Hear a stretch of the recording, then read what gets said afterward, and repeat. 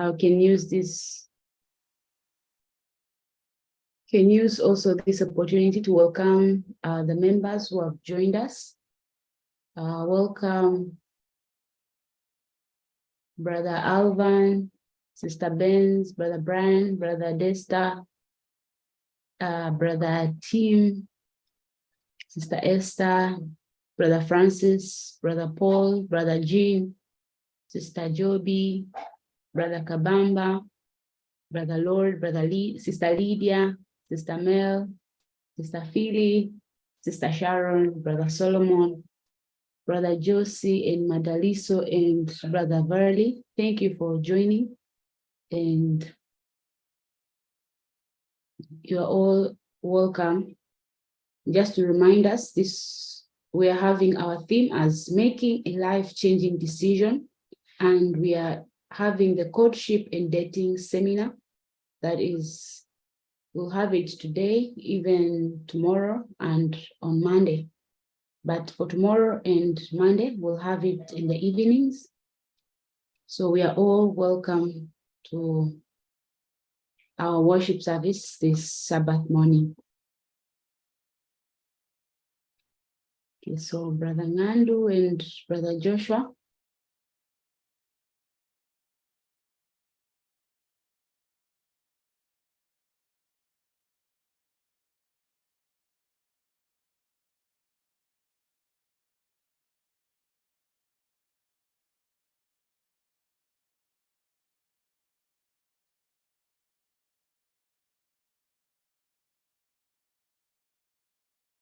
Okay, I think they are not in the meeting. So Sister Maria, you are welcome.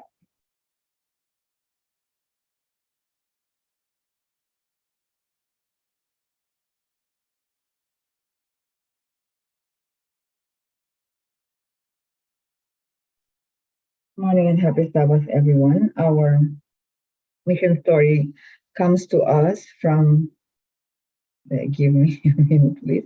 We'd like to thank you, everyone, for coming and joining us today. And our mission story comes to us from Zambia.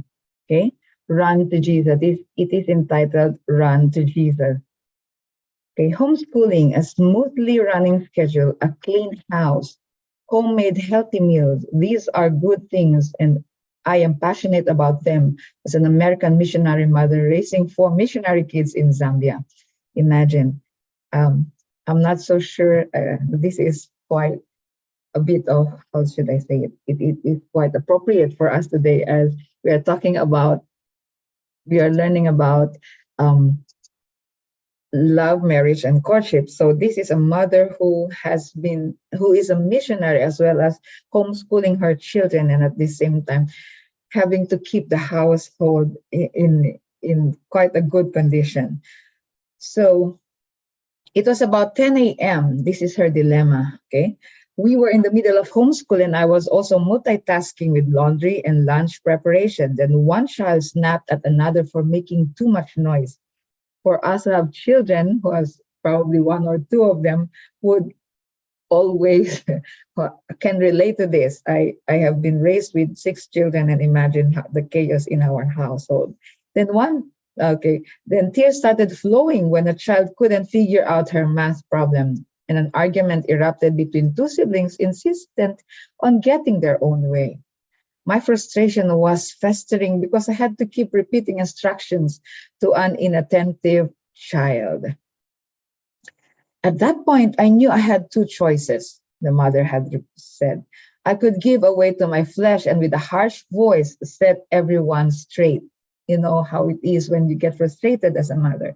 Even for us who are not yet mothers, even as myself when I was teaching, and I can relate to this because whenever I'm teaching kids and some kids are just being noisy, and sometimes I get in the way and become as human being would shout and do what any other human being would do. Or I could go against my inclinations with a sweet, cheerful voice, invite all of us to take our problems to Jesus and gain all of those which do we do again in work and school, and Jesus wasn't in our hearts. Smiling, I called each child by name. Shyla, I said to my 11-year-old daughter. Wesley, I said, turning to my 9-year-old son. Sienna and Winston, I said to my 7-year-old daughter and 3-year-old son. We are going to take all our problems to Jesus, amen, and let him help us to fix them. We knelt under a shade tree and told Jesus about our problems. We read in the Bible about how Jesus calmed the storm. We praised Jesus with a song. Then we shared hugs and started our day all over again with Jesus again.